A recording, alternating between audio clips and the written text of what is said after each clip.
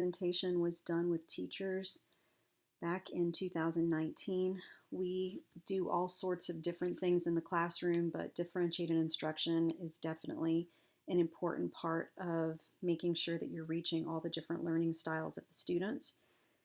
So what we did was we started off with a few questions that each of the teachers was going to think about, because a lot of times when people hear that they're going to have to do professional development, they feel that it's going to be more work, something that they are not able to fit into what they're already doing.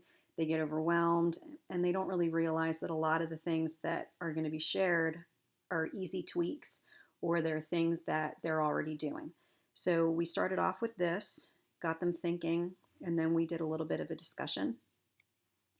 And then, in case they didn't really know what differentiated looks like, we took it from two different standpoints. Starting first with what it looks like when you are talking about a specific activity, how you can vary the level, the amount of material being covered, or the practice activities that the students are completing. I showed them examples with Quizlet and also with Gustar. Since I was a Spanish teacher, it wasn't just for language teachers, but I used some of the things that I had in my classroom to show them what these things look like. So the Quizlet just takes them through and shows them vocabulary, how you can take it where it can be matching vocabulary words with a translation or a definition. You could also have it where they would have to pick how they respond to a statement and then go from there. And those are different things that they have to work with. And one of the other things that they had was to be able to practice with Gustar. So on this particular example, they could see for how to differentiate within activities. So students can choose to work on A or B for activity 1, and those are varying levels of activities.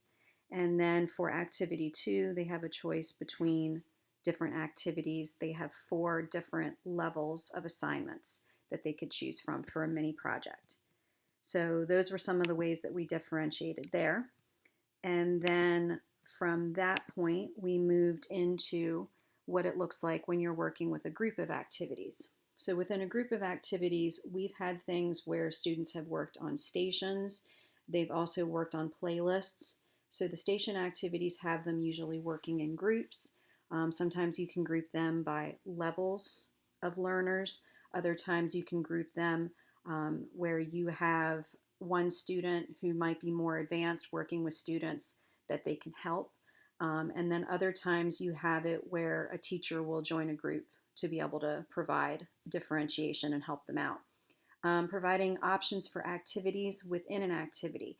I've already shown kind of the example of a different final product, but one of the things that they could do was show a PowerPoint presentation of what they've been learning, which is more basic because it is taking information and then putting it into their own words, but it is just a review. Teaching a lesson really shows that they understand it, because if you can teach it to somebody else, that's showing a lot of higher level learning. Making a game also takes it to a different level because of the fact that they have to manipulate, they have to figure out what kinds of questions they want to ask. Do they want things such as true and false? Do they want things where they fill in the blank? Do they want a definition with a word? So there's a lot of different things. And then allowing students to work more on certain activities within a topic. If a student is very interested in something, you may differentiate it from them and have them work more on that. So this then moved into 2 different days of station activities. So each day they had different things that they did within. And again, their final products can vary, but the main goal was to get the students to the level of being able to talk in a restaurant setting. So each of the days gets harder and builds so that you can kind of see that when they have to talk to the teacher, which is this activity here, that is a more advanced activity, which we do later in the week. So all of these things showed a differentiated way of learning. And it also took it to the point where the students were able to show their understanding.